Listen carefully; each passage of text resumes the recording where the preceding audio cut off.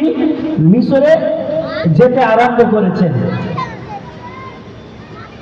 মাঝে মাথার পথের মধ্যে একজন ফ্রাউন ছিল সেই যুগে, এই নরেন্দ্র মোদীর মতো যদি উদাহরণ দেওয়া যায় তো ভুল হবে না। নরেন্দ্র মোদী আজকে বর্তমান সময়ে SIR নিয়ে এসেছে, তাতে মানুষ ভয়ের মধ্যে রয়েছে। ঠিক ওই জামানায় একজন বাচ্চা ছিল, আর ওই বাচ্চা রাস্তার মধ্যে সুন্দরী মহিলা পেলে সেই মহিলাকে ধরে নিয়েছে কুকর্ম কাজ করতে। ইব্রাহিম আলাইহিস সালাম জানতে পারলেন কি যে এই এলাকাতে ঢুকলেই আমাদের বিপদ আছে, তাই তিনি পরামর্শ করে নিলেন স্ত্রীর সঙ্গে। পরামর্শটা কি, যে তোমাকে আমি বোন বলবো, তুমি আমাকে দাদা অথবা ভাই বলবে। এই পরামর্শ করে তারা রাস্তাতে চলতে আরম্ভ করলো। যেতে যেতে ওই বাদশার লোকেরা তাদেরকে ধরে ফেললেন, আর ধরে নিয়ে গিয়ে বাদশার দরবারে দিয়ে দিলেন। আর দরবারে নিয়ে গিয়ে সারা আলাইহিস সাল্লামকে সেই বাদশার নিকটে পাঠিয়ে দিলেন। সারা আলাইহিস সাল্লাম এত ভদ্র এবং নম্র সুন্দরী রমণী ছিলেন। তিনি যখন বাদশার দরবারে গেলেন, বাদশাকে বললেন, হে মালিক, শুনে নাও, আমাকে উজু করার পানি দাও, আমি সুন্দর রূপে উজু করে নেব। তাকে সময় দেওয়া হলো। তিনি সুন্দর করে উজু করলেন। উজু করার পরে বাদশার নিকটে গিয়ে দাঁড়ালেন বা বসলেন।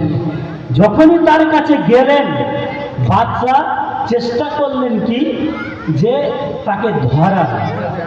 তখন সারা আলাইহিস সালাম বলতে লাগলেন, হে আল্লাহ, তোমার নবী যাকে তুমি পাঠিয়েছ তার প্রতি আমি ঈমান নিয়ে এসেছি, এবং আহসানতু ফরজি ইল্লা আলা জাওজি। হাদিসের ইবারত বলছেন যে আমার ইজ্জত আমার স্বামী ছাড়া কাউকে দেখাবো না। আমার স্বামী ছাড়া আমার ইজ্জত কাউকে দেখাতে আমি ইচ্ছুক নয়। কিন্তু বর্তমান সময়ে কি বলবো, মানে পর্দা তো পর্দা উঠে গেছে, আর অভিভাবকও সেরকম হয়ে গেছে। বুঝতে পারলেন কি বলবো? ওই জন্য কবি বলছেন, কি বলছে, ঠোঁটে পালিশ খোলা চলে, পর্দা না করে পথে চলে, এরকম তিনি বলছেন। তো যাই হোক, আমি সেই বইও তো পরিবেশন করছি না। তো কথা হচ্ছে কি, যে সারা আলাইহিস সালামের সামনে যখন হাত এগিয়ে দিলেন বাদশা, তিনি বলছেন, আমার ইজ্জত আমার স্বামী ছাড়া আমি কাউকে দেখাতে ইচ্ছুক নয়। কাকে বলছেন? আল্লাহকে স্বয়ং বলছেন। তো আমি আসলে কথা বলছিলাম কি, ইস্তাইনু বিসসবরি ওয়াস-সালাহ, তিনি ধৈর্যের সাথে সালাতের মাধ্যম দিয়ে আল্লাহর কাছে চাইলেন বলে পেয়ে গেলেন। এবার বলুন তো, বর্তমান সময়ে ধৈর্য কার আছে? আপনি ওখানে ধৈর্য হারিয়ে ফেলতেন, আমাদের মতো ইমানদার ধৈর্য হারিয়ে ফেলতেন এবং সালাত আদায় করতেন না, এবং আমাদের চাওয়ারও ঢং হতো না।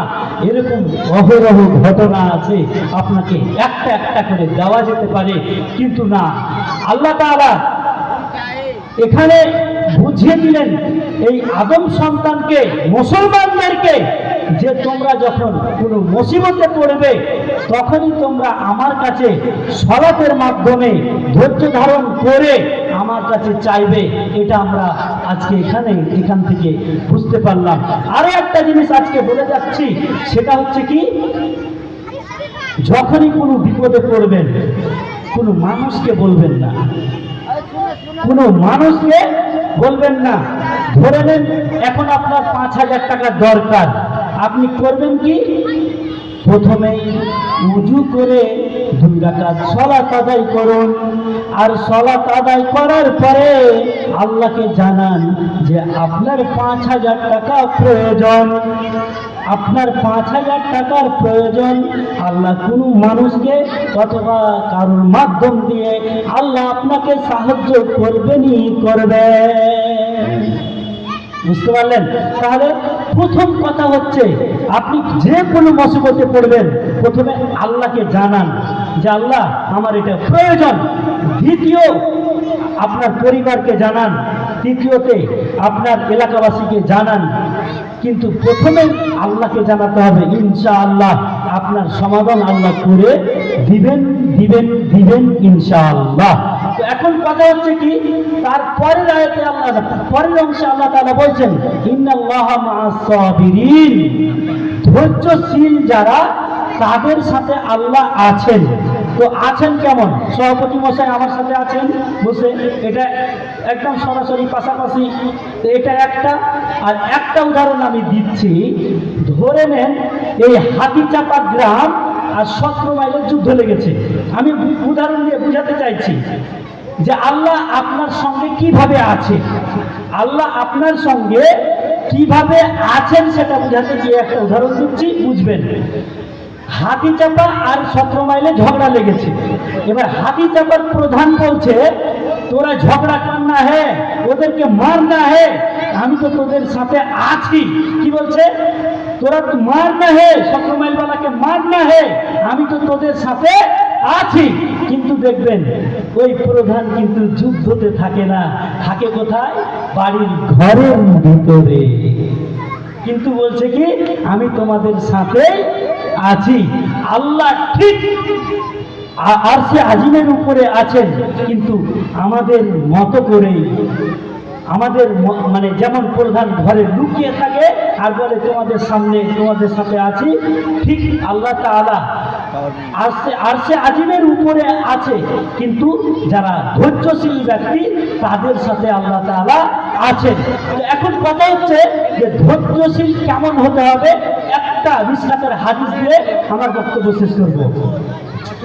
কথা হচ্ছে কি যে রাসূল সাল্লাল্লাহু আলাইহি সাল্লাম একদিন কবরের পাশ দিয়ে যাচ্ছেন। আব্দুর রাজ্জাক তিনার বইয়ে তিনি এই হাদিসটা নিয়ে এসেছেন, উপদেশে শেষের দিকে আছে, শেষের দিকে। তো এখন কথা হচ্ছে যে রাসূল সাল্লাল্লাহু আলাইহি ওয়াসাল্লাম রাস্তা ধরে যাচ্ছেন, আর একজন মহিলা একটা কবর ধরে ধরে কাঁদছে। কি কাঁদছে? কেমন কাঁদছে? যে ওর আত্মীয় কেউ মারা গেছে, ওই কবর ধরে কাঁদছে। হ্যাঁ, তো কবর ধরে ধরে কাঁদছে, তার সাথে সাথে অনেক রকম ভাষা প্রয়োগ করছে, যেমন জাহিলি যুগে তারা করত। মানে কেউ মারা গেলে তার মানে শরীর নুচে পুচে উঠিয়ে নিত, তার মাথায় মারত, মুখে মারত, এইরকম ভাবে হাদিসের পাতাতে আছে। হাদিসগুলো ইসিমুদ্দৌলা মাদ্রাসায় পড়ানো হয়। তো এখন কথা হচ্ছে যে এইভাবে মানে থাপড়ে থাপড়ে মুখে কথা বলে, আর ঠিক এইভাবে কবর ধরে তিনি করছেন। তো রাসূল সাল্লাল্লাহু আলাইহি সাল্লাম কবরের পাশ দিয়ে হেঁটে যাচ্ছেন। তো তাকে বললেন ইসবির, ধৈর্য ধারণ করো, ধৈর্য ধারণ করো। তখন তিনি বলছেন, পাল্টা রাসূল সাল্লাল্লাহু আলাইহি ওয়াসাল্লামকে বলছেন, যদি তোমার কেউ আত্মীয় স্বজন মারা যেত তাহলে তুমি কি ধৈর্য ধারণ করতে পারতে? যদি তোমার মেয়ে মারা যেত অথবা ছেলে মারা যেত অথবা স্ত্রী মারা যেত তাহলে কি তুমি ধৈর্য ধারণ করতে পারতে? এইরকম যখন উপমা দিতে আরম্ভ করলো, রাসূল সাল্লাল্লাহু আলাইহি ওয়াসাল্লাম সামনে এগাতে আরম্ভ করলেন, তিনি চলে গেলেন। এখন এখানে আরো একটা কথা বলবো বন্ধুরে আমার, রাসূল সাল্লাল্লাহু আলাইহি ওয়াসাল্লামের একটা দিন ছিল, দুঃখের দিন। যে দিন আবু তালেব অর্থাৎ তার চাচা আবু তালেব মারা গিয়েছিল, খাদিজা মারা গিয়েছিল, তার চাইতে দুঃখের দিন আর কিছু ছিল না। আরো জানতে রাখেন বন্ধুরে আমার, রাসূল সাল্লাল্লাহু আলাইহি ওয়াসাল্লাম বেঁচে থাকতেই হযরতে আয়েশা রাদিয়াল্লাহু তাআলার স্ত্রী তিনি ছিলেন, কিন্তু ফাতেমা রাদিয়াল্লাহু তাআলা ছাড়া সবগুলো মেয়ে মেয়ে মারা গিয়েছিল, তাহলে তিনি ধৈর্য ধারণ করেছিলেন কিনা দেখেন। কিন্তু ওই মেয়ে বলছিলেন কি, তোমার যদি কেউ মারা যেত তাহলে কি তুমি ধৈর্য ধারণ করতে পারতে? যখনই এই কথা বলা, রাসূল সাল্লাল্লাহু আলাইহি ওয়াসাল্লাম সামনে এগোতে আরম্ভ করলেন। সামনে যেতে যেতে তিনি তার গন্তব্যস্থলে পৌঁছে গেলেন। এবার সেই মেয়ে কবর ধরে কাঁদছিল। সেই মেয়েকে একজন চাষি লোক এসে বলছেন, তুমি কি জানো সে কে লোকটি ছিল? সে লোকটা কে ছিল তুমি কি জানো? তখন মহিলা বলছে কি, আমি তো জানি না সে কে। যখনই বলে দেওয়া হলো সেই আর কেউ নন, প্রিয় নবী হযরত মুহাম্মদ সাল্লাল্লাহু আলাইহি ওয়াসাল্লাম। তখন তিনি কবরটাকে ছেড়ে দিয়ে তিনার পিছে পিছে হাঁটতে আরম্ভ করলেন। হাঁটতে হাঁটতে তিনি রাসূল সাল্লাল্লাহু আলাইহি ওয়াসাল্লামের দরবারে পৌঁছালেন এবং পৌঁছে গিয়ে তিনাকে বলছেন, আমি এখন ধৈর্য ধারণ করছি আল্লাহ রাসূল, আমি এখন ধৈর্য ধারণ করছি আল্লাহ রাসূল, আমি এখন ধৈর্য ধারণ করছি আল্লাহ রাসূল।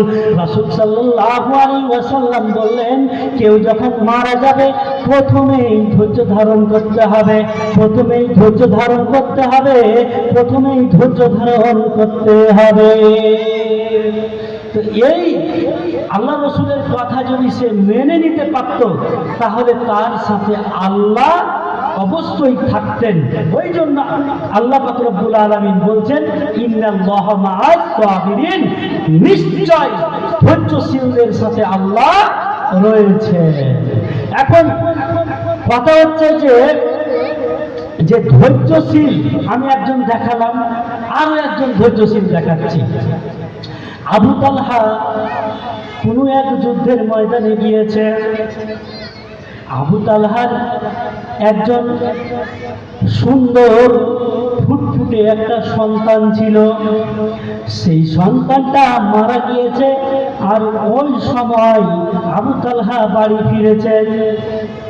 ওই সময় তিনি বাড়ি ফিরেছেন, আর ফিরে এসে দেখছেন যে তার ছেলে ঘুমিয়ে রয়েছে বিছানার মধ্যে, এক সাইডে সুন্দরভাবে শুয়ে রয়েছেন। তিনার স্ত্রী সাজুগুজু করে স্বামীকে একদম খোঁজ করার জন্য তিনি প্রস্তুত হয়ে আছে। এবার রাত্রি কেটে গেল। তারপরে সকালবেলা একটা সুন্দর এক্সাম্পল উদাহরণ দিচ্ছেন কি, আল্লাহ তোমাকে ধরে নাও 5,000 টাকা দিয়েছিল, আল্লাহ তোমাকে 10,000 টাকা দিয়েছিল। ওই টাকাটা সময় মতো তোমার কাছে আল্লাহ নিয়ে নেবেন। এতে করে কি আপনি দুঃখ পাবেন? এতে করে কি আপনি দুঃখ পাবেন? এতে করে কি আপনি কষ্ট পাবেন? যখন এইরকম উদাহরণ দেওয়া, তখন আবু তালহা বলছেন, কেউ যদি আমার কাছে পাওনাদার হয়, তাহলে আমি সেই পাওনাদার দিতে কেন কষ্ট পাবো, কেন আমি দুঃখ পাবো? ঠিক তেমনই তোমার সন্তান গত দিন সন্ধ্যায় মারা গিয়েছে। তোমার সন্তানকে আল্লাহ সময় মতো উঠিয়ে নিয়েছেন। এই হচ্ছে স্ত্রী ধৈর্যশীল, তার সাথে আল্লাহ তাআলা রয়েছে। আমার কথা কি বুঝতে পারছেন? যে ধৈর্যশীলদের সাথে আল্লাহ তাআলা আছেন, তার প্রমাণটা আমি দিলাম। আল্লাহ তাআলা বলছেন, ইন্নাল্লাহা মাআস সাবিরিন, নিশ্চয় ধৈর্যশীলদের সাথে আল্লাহ রয়েছে। আর একটা দিন টাইম আছে, আর কয়টা মিনিট? আব্দুর রহমান প্রসিদ্ধ সাহাবী, বুঝতে পারলেন? এখন ধরেন, আপনাকে আমি উদাহরণ দিই। প্রথমে এই হাতিচাপা থেকে এখন 17 মাইল, মানে টুল ট্যাক্স 17 মাইল যে আছে, নতুন 17 মাইল, ওখানে হেঁটে যেতে হবে। আপনি পারবেন যেতে? আপনার এই টোটো ফটোগুলো নেই, এই গাড়ি খারাপ করতে হবে, এই বিভিন্ন রকম আমরা কথা বলি না কেন? যে অতটা আমাদের ধৈর্য নেই যে হেঁটে যাব বা পায়ে ব্যথা করবে। কিন্তু আব্দুর রহমান বিন আউফ, তিনি ইসলাম ধর্ম গ্রহণ করেছেন। তিনার পরিবারে কেউ জানে না, যে তিনি ইসলাম ধর্ম গ্রহণ করেছেন। বুঝতে পারলেন? তারপরে কি ঘটনা জানেন? চোখ দিয়ে জল ঝরবে। তিনি ইসলাম ধর্ম গ্রহণ করে নিয়েছেন। ইসলাম ধর্ম গ্রহণ করার পরে বাড়ি এসেছেন এবং বাড়ি আসার পরে হিজরতের টাইম হয়ে গেছে। তিনি তার পোশাকের কিছু পোশাক পরেছেন আর একটা উট নিয়েছেন। তিনি মক্কা থেকে মদিনা চলে যাবেন। এই অবস্থায় তার ভাইয়েরা তাকে ধরে নিল, বলছে এই পোশাকগুলো আমার বাবার। আসলে এই পোশাকগুলো আমার বাবার। আমার বাবাকে গিয়ে বলছি দাঁড়াও, আমার বাবাকে গিয়ে বলছি দাঁড়াও। তার বাবাকে গিয়ে বললেন এবং তার বাবা ছুটে আসলেন আর এসে বলছেন, ওই আব্দুর রহমান শোনো, তোমার গায়ে যে পোশাকগুলো রয়েছে সেগুলো আমার টাকার, তুমি পোশাকগুলো খুলে দাও। তিনি করলেন কি? পোশাক খুলে দিলেন। শুধু লজ্জা স্থান ঢাকার জন্য একটা পোশাক শুধু রেখে দিলেন। এবার স্ত্রী আর দুটো সন্তান ছিল। দুটো সন্তানকে নিয়ে এবং স্ত্রীকে নিয়ে যেতে আরম্ভ করলো। আব্দুর রহমানের ভাইরা বলছে, এই ছেলে দুটোকে রেখে যাও, এরা হচ্ছে আমার ভাতিজি, তাদেরকে নিয়ে যেতে পারবেন না। তাদের কাছ থেকে ছিনিয়ে নেওয়া হলো। এবার স্ত্রী বাকি থাকলো, স্ত্রীকে সাথে করে নিয়ে যাচ্ছিলেন। স্ত্রীর বাপেরা জানতে পারলো আব্দুর রহমান মুসলিম হয়ে গেছে, মুসলমান হয়ে গেছে, সে মক্কা থেকে মদিনা চলে যাচ্ছে। যখনই এই কথা তারা জানতে পারলো, হঠাৎ করে মেয়ের বাবা এসে উপস্থিত হয়ে গেল আর বলছে, ওহে আব্দুর রহমান, তুমি যাচ্ছ, যাও, তোমার স্ত্রীকে তুমি রেখে যাও, তোমার স্ত্রীকে তুমি রেখে যাও। তখন তার স্ত্রীকে রেখে দিলেন এবং তার বাবা তাকে ছেড়ে দেননি। তার বাবা বলছেন, যে উটটা তুমি নিয়ে যাচ্ছ সেই উটটা তুমি রেখে দাও, সেই উটটাকে তুমি রেখে দাও, তুমি পায়ে হেঁটে যাও। তার বাবার মূল কারণ ছিল যাতে করে মক্কা থেকে মদিনা সে যেতে না পারে। মোটামুটি 1450 কিলোমিটার পথ হবে, কেউ 1750 কিলোমিটার বলছে। তো যাই হোক, আমি বলছিলাম কি যে আব্দুর রহমান ধৈর্য ধারণ করেছে ওই সময় এবং প্রভুকে স্মরণ করেছে, আল্লাহকে ডেকেছে এবং পায়ে হেঁটে তিনি মদিনা পৌঁছে গেছে শুধুমাত্র আল্লাহর উপর ভরসা রেখে এবং ধৈর্য ধারণের উপর টিকিয়ে থেকে। আমি বলছিলাম কি, ইন্নাল্লাহা মা'আস সাবিরিন, আল্লাহ নিশ্চয় আল্লাহ রয়েছেন ধৈর্যশীলদের সাথে। আল্লাহ তাআলা এই আব্দুর রহমানের সাথে ছিলেন বলেই তিনি মক্কা থেকে মদিনা পায়ে হেঁটে পৌঁছে গেছিলেন। তাহলে বুঝতে পারছেন যে আল্লাহ যার সাথে আছে সে সাকসেস হবে না? হবে না? সাকসেস হবে কি হবে না? হবে, ইনশাআল্লাহ হবে। আর আজকে আমি বক্তব্য দিয়ে যেটা বুঝাতে চাইলাম, একটা আয়াত থেকে, সূরা বাকারা সূরা নম্বর 2 আয়াত নম্বর 153 থেকে, সেটা হলো যে মুমিন কারা? মুমিন সরাসরি জান্নাতে যাবে, ভুল করবে তাদের কি ভুল হবে না? হবে, কিন্তু তারা ক্ষমা চেয়ে নেবে সাথে সাথে। যখনই ভুল হবে, ধরে নেন কোনো একটা ভুল হয়েছে, তখনই আল্লাহর কাছে ইস্তেগফার, আস্তাগফিরুল্লাহ। যে ব্যক্তি 6 ঘন্টার মধ্যে আস্তাগফিরুল্লাহ পড়ে নিতে পারবে, তার আল্লাহ তাআলা পাপ লিখবেন না।